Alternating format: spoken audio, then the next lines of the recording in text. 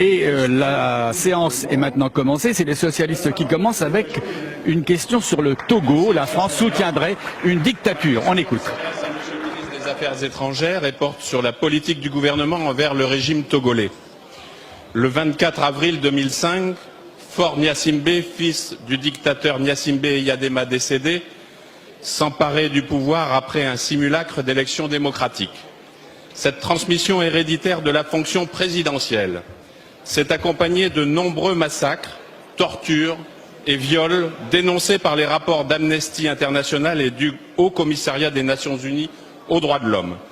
Malgré ces exactions, vivement condamnées par la communauté internationale, la presse nous apprenait que le président Sarkozy avait appuyé le nouveau despote, d'ailleurs invité aux cérémonies du 14 juillet, en échange d'une position préférentielle pour son ami Vincent Bolloré, alors candidat à l'exploitation du port de Lomé.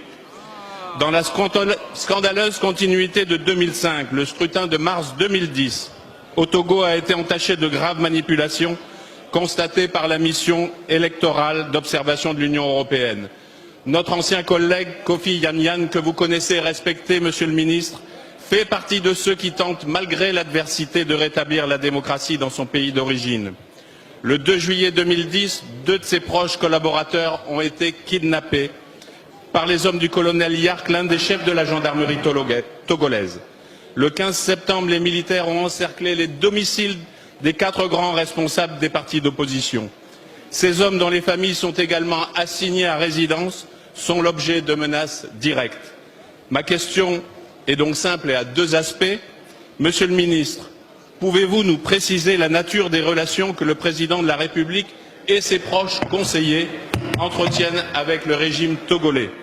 Et bien que les dossiers africains vous échappent, Monsieur le ministre, comment comptez-vous nous aider à libérer les opposants au régime? Merci. Monsieur le ministre des Affaires étrangères et européennes. Monsieur le Président, Mesdames et Messieurs les députés, Monsieur le député, Monsieur Le Mal. Votre question, si j'ai bien compris, est double. Vous vous plaignez des conditions qui ont présidé à l'élection du président du Togo, et là-dessus vous évoquez des rapports.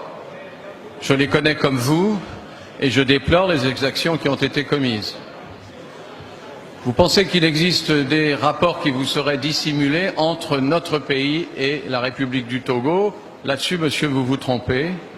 Et il n'y a pas eu, à ma connaissance, d'exactions commises avec notre consentement, de soutien à aucun des partis qui se présentaient. Et comme vous, puisque vous évoquez monsieur Kofi Yamyan,